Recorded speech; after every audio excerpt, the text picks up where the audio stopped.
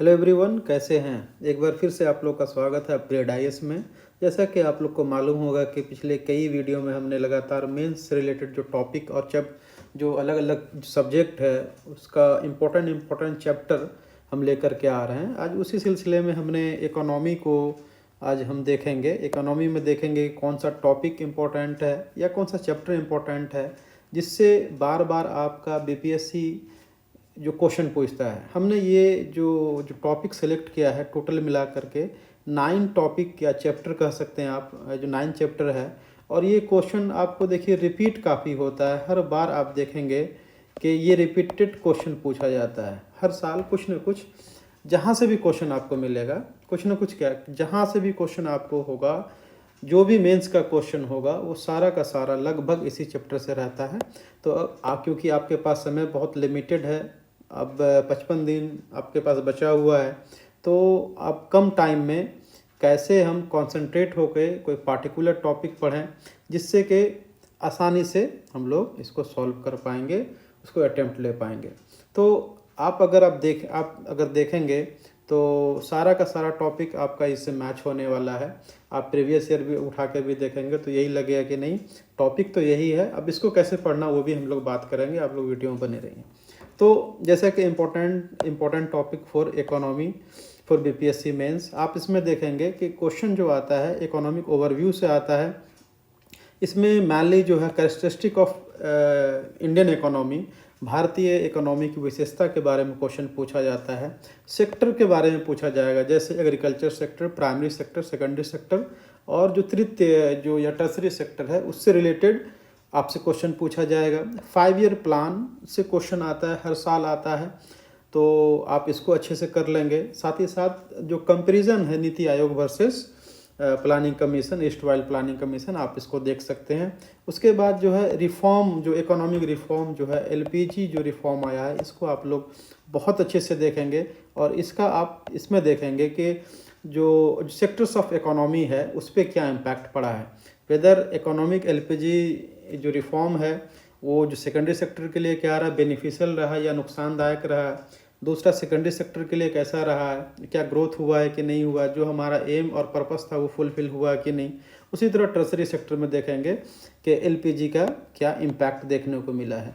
इसके अलावा आप अगर आप जो आगे देखेंगे तो जो टॉपिक है वो हमारा इसी से रिलेटेड, इसीलिए हमने 2 नंबर पे बिहार को रखा है। बिहार में भी उसी तरह देखें, economic growth and development of Bihar देखेंगे।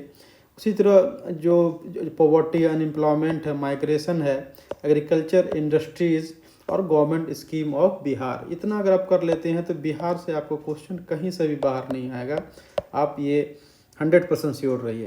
तो ये आपको ऐसे में भी काम करने वाला, अगर आप इसको अच्छे से कर लेते हैं, कोई डाटा या कुछ जो रिपोर्ट है अगर आप पढ़ते हैं तो आपको ऐसे में भी काम करेगा।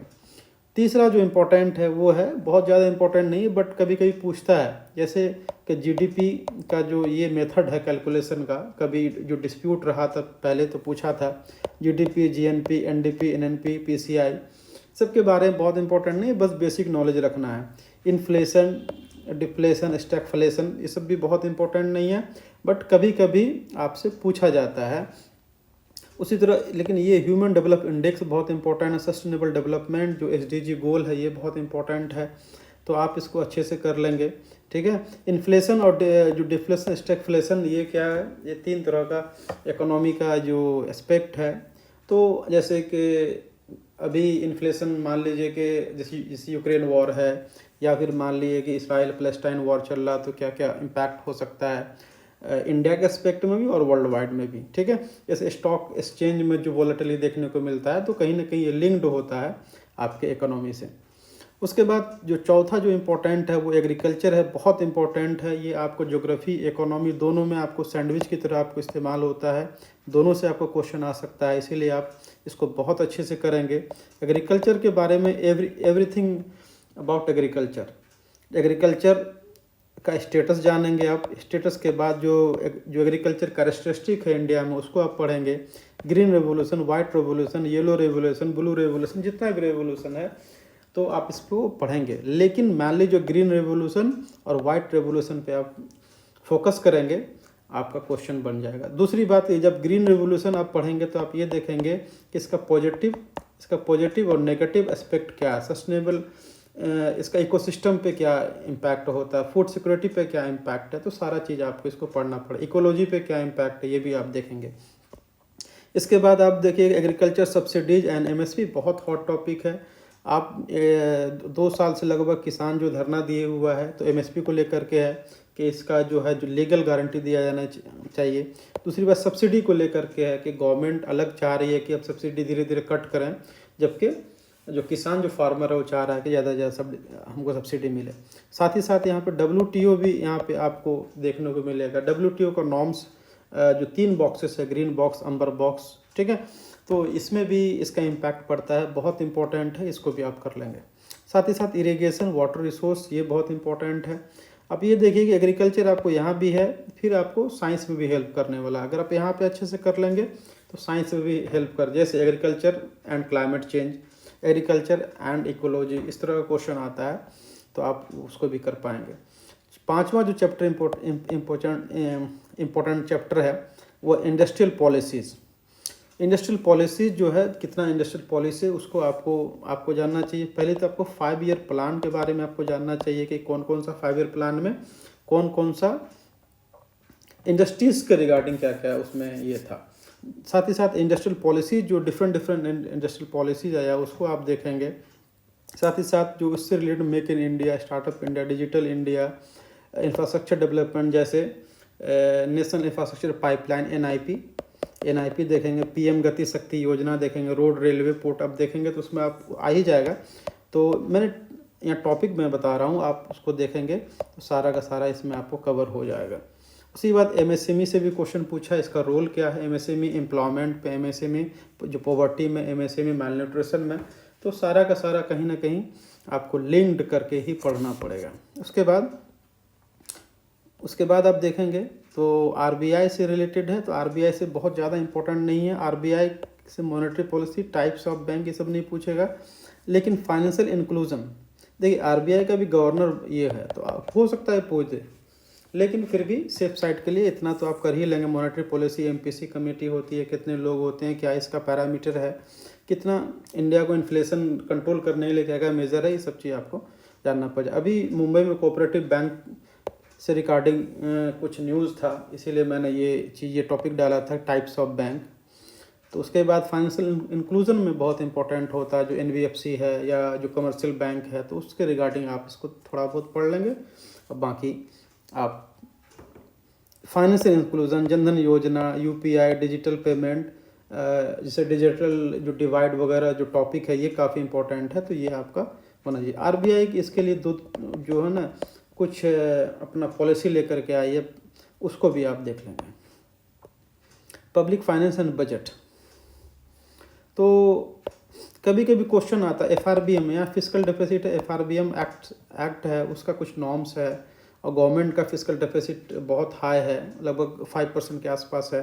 फिर बिहार गवर्नमेंट का तो अंडर कंट्रोल ही है, लेकिन फिर भी आप इसको देखेंगे। FRBM से रिलेटेड हमेशा न्यूज़ में बना रहता है। उसके बाद टैक्सेशन सिस्टम, अभी जो टैक्स रिफॉर्म आया है तो इससे क्वेश्चन आ सकता है, ठीक है। उसके बाद GST and its impact, GST और इम्पैक्ट, इसको लेके बहुत हो हल्ला हुआ है। GST ट्राइब्यूनल जो बनाने की बात चल रही थी, GST काउंसिल की मीटिंग होती है, उसके बाद फिर GST ट्राइब्यूनल को लेकर के इशू था, और इसका इम्पैक्ट पॉजिटिव नेगेटिव दोनों, ठीक है। तो ये हो गया। उसके बाद इंटरनेशनल ट्रेड एंड ऑर्गेनाइजेशन में देखेंगे तो WTO बहुत इंपॉर्टेंट है, IMF उतना नहीं, लेकिन वर्ल्ड बैंक इस अब सप्लीमेंट करेगा। ये सब आपको अगर पढ़ लेंगे तो क्वेश्चन को आंसर करने में आपको सप्लीमेंट करेगा। लेकिन WTO जो मस्ट रीड टॉपिक है, बहुत इंपॉर्टेंट है। इसके रिगार्डिंग जितना भी जो मिनिस्ट्रियल जो डायलॉग है, साथ ही साथ कौन सा इशू है ना, तो ये सब आप देखेंगे। बॉक्स जो जिस सब्सिडी को लेकर के है, उसके बाद वीज़ा को लेकर के है, IT सेक्टर को लेकर के है, उसके बाद आपको E-कॉमर्स को लेकर के, फाइटोसैनिटरी को लेकर के, तो सारा इसमें इशू जो है आप उसको अच्छे से डील करेंगे। उसके बाद आप ट्रेड पढ़ेंगे तो trade deficit, balance of payment, ये सब चीज़ आपको जानना जरूरी है। लेकिन ट्रेड डेफिसिट बहुत सारे कंट्री के साथ है, चाइना के साथ गैलपिंग ट्रेड डेफिसिट है, आप इसको भी थोड़ा सा देख लेंगे।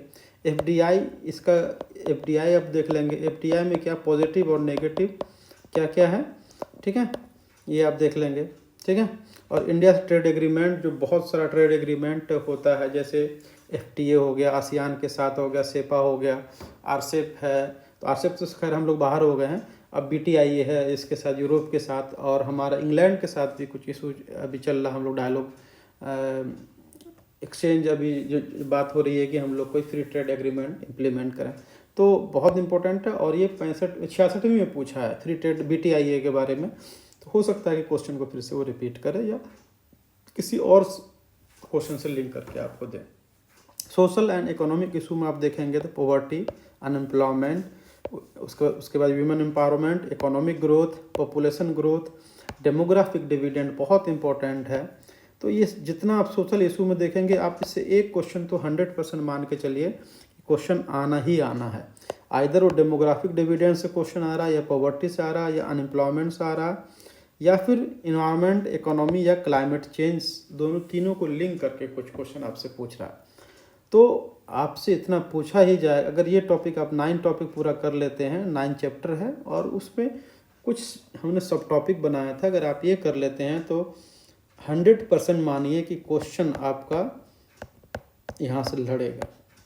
अब दूसरी बात है, क्वेश्चन हूबहू नहीं आएगा, लेकिन हूबहू तो कोई भी नहीं कर सकता है, लेकिन ये टॉपिक ऐसा है कि अगर आप इसको अच्छे से तैयार कर लेंगे, प्रिपेयर कर लेंगे, तो आपका क्वेश्चन नहीं छूटने वाला है। दो क्वेश्चन आपको लिखना है, प्लस एक क्वेश्चन जो आपका शॉर्ट में आप आज के दौर में लिखना होता है, तो आपका क्वेश्चन नहीं छूटेगा। इतना सा आप कर लें, आप सेफ जोन में रहिएगा। तो आज के लिए इतना ही। जाते जाते आप लोग एक काम जरूर कीजिए कि इसको सब्सक्राइब कीजिए और अपने दोस्तों को शेयर कीजिए। साथ ही साथ टेलीग्राम में ये जो PDF हम डाल देंगे, जिसको भी अगर ये PDF चाहिए, हिंदी में भी और इंग्लिश में भी, आप उसको ज्वाइन कर सकते हैं। धन्यवाद।